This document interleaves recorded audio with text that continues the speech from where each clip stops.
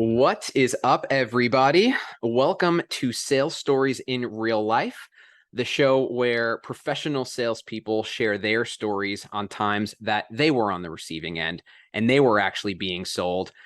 This is episode 13, and we've got the current VP of Elekhan Films. She is a startup veteran with a background in both sales and marketing. Welcome to the show, Anjali Purkayastha. I hear you had a really interesting and insightful experience when you were choosing your landscaper. What happened there? Alex, thank you so much for having me. I love the show and I'm excited to be here. Yeah, I did have a really good experience picking a landscaper. So I live in kind of a smaller city in Washington, and we're a little bit rural. So we have kind of an odd property, and we like own a random hill next to us, and it's a lot of work to do our landscaping. And the first few people that I tried to hire to do it, when we first moved here, I think they all quoted too low because they would ghost me and they would start doing the work and they would do it for like a month or two. And then they would just stop texting back. Um, so it got to a point where like the third person had ghosted me. I had this blackberry bush. It was out of control and like encroaching on my neighbor. It was coming into fire season and I really, really, really needed help. I had actually started reaching out to commercial landscapers and trying to go through my HOA to find somebody. So I was like, do I need a hotel landscaper at this point? And it was just getting really ridiculous, even to get a quote. And so I posted on Handy and tried to get I tried to be an inbound lead. I tried to go through Yelp and I hit so many walls. I got very few bites. And then I found Cornelio, and Cornelio reached out to me from Handy. And it was crazy. I had been having such a terrible experience. And then he came out the same day in the evening to take a look at everything. And he quoted me the next day. It was like twice what I wanted to pay, but I couldn't get anybody else.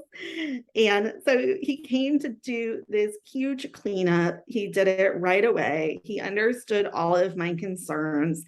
He was the first landscaper whose crew could actually get rid of the blackberry bush, which, I mean, it's a monster. And I had no idea that blackberry bushes were so aggressive until I owned one. They have thorns and everything, and so I needed a blackberry bush tamer, and Cornelio stepped up, and you know, he answered all my calls, he answered my questions, and he took everything really seriously. I asked for everything itemized, and he did it. And that first work, he cleaned everything up, and there are a bunch of reasons why I really needed a good landscaper. I feel like I just am happier when everything looks really like trimmed and nice. And of course, the HOA is really picky on top of course, fire season.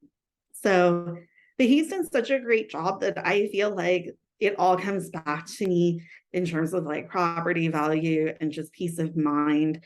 His crew shows up every week on time. And he works for me year round, even though in this area, you really only need service like once or twice a month in the winter because it rains so much.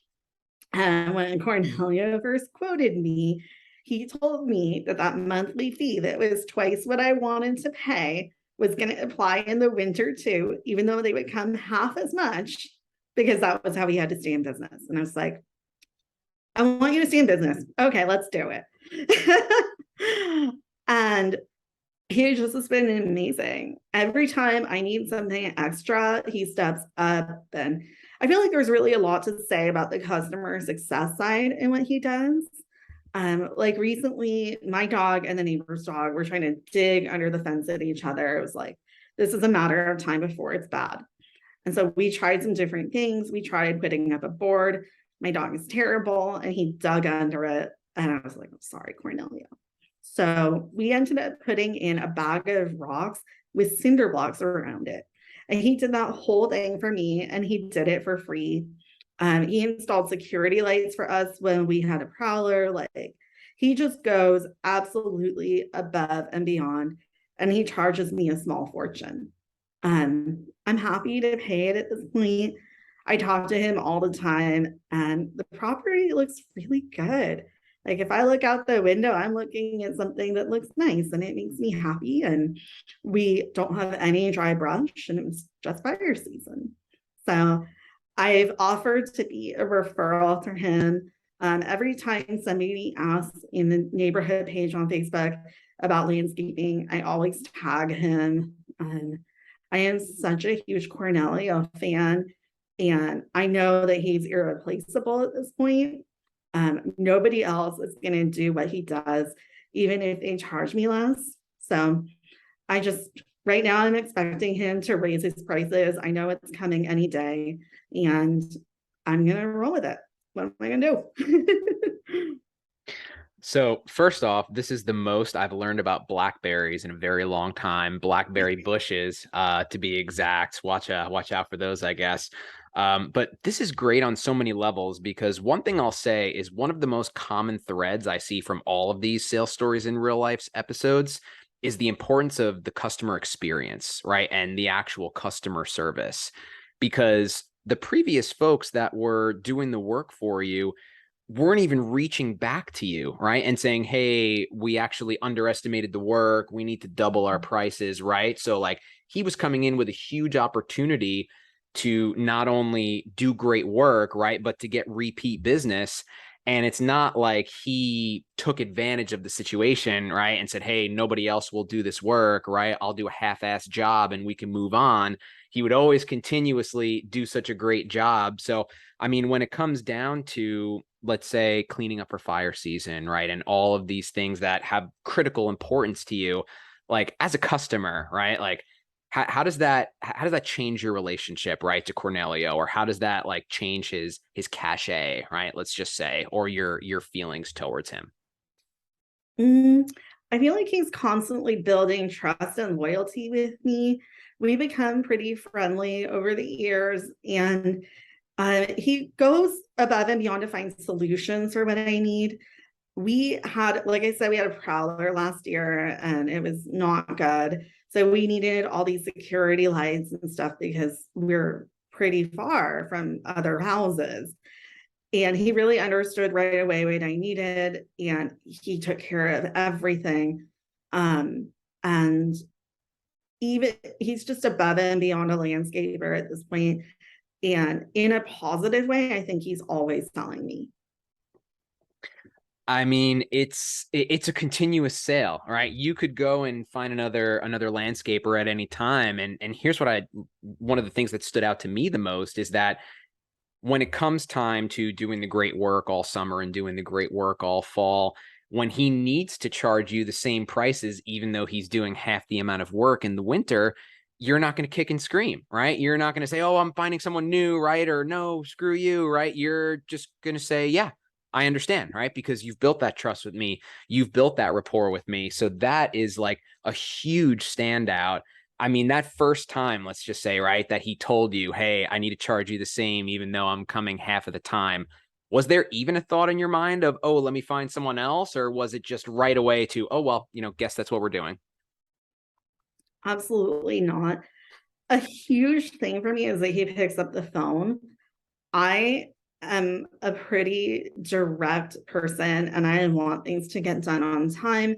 I like to think that I'm a good boss, but I do want communication. And he always has an open line of communication open with me, and that's huge. And as far as switching, I think I need him more than he needs me at this point. And a huge part of why he's so good is that he employs a big enough crew with enough experience to actually get things done.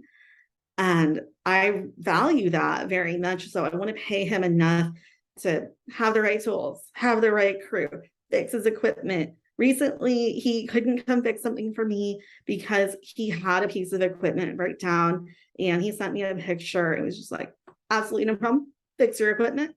This is part of why I pay you so much. Just get it working and keep doing the great work that you do. It's as simple as that, right? To just keep that open and honest line of communication. So I think there's a lot of takeaways here that could be taken into B2B, and you obviously have a lot of experience B2B selling. So for the Mhm. B2B sellers that are watching right now, Anjali, what can they take away from this, right? And take into their daily sales role and get better at sales, right? From learning from Cornelia. Well, I feel like there's a few different departments you can actually help. For SDRs, speed to lead is critical. When I started out trying to find somebody, I wanted it done yesterday. I was really busy at work. I actually was trying to get everything done on a sick day I took, and he got out there that evening. And so that was huge for me. Just absolutely no hesitation on calling the lead, not an email, not waiting, but call the lead. Love that. Love that. And I know you said that there were some other departments too. What outside of SDRs do you think? And obviously we talked about customer experience. Anything Mhm. else to kind of help out the audience from Cornelia? Well, as far as sales goes, I think being honest about the scope of the work is a really big deal. And explaining to the customer why it costs so much and giving her the chance to see the value. And I think it has a lot for customer success as well in terms of communicate, be honest about why things are the way that they are in terms of the pricing, and keep up that relationship and keep justifying your cost all the time. And when there's small things that need to be done that you can do without raising the price, just do it. And it builds that loyalty. And it means that maybe they'll just sign the contract at their renewal instead of shopping it around. And also, I just think that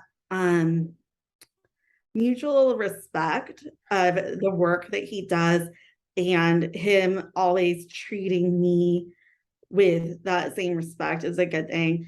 As a woman, not everybody has a positive attitude towards working with me as far as taking direction and being communicative and dealing with a very direct woman. And he's never had a problem with that. I've never felt little lady by him. And that's been big. It's just been really pleasant. That's really important if you're selling to a female persona. So that's a great point there at the end. We all have a lot we can learn from Cornelio. Anjali, this has been awesome. Why don't you take a moment and give yourself a plug with the audience? I know you've been working on quite a bit. I have. Well, I'm the vice president of Elekhan Films. We are an indie supernatural thriller production studio, and we're very excited to probably have a movie coming out next year. And I will be back to plug that again when it comes out. Keep your eyes peeled for the trailer. Keep your eyes peeled for the movie sometime next year. Anjali, we'll be looking forward to hearing more about that. Thank you so much again for doing this today. This was fantastic. We will see you all next week.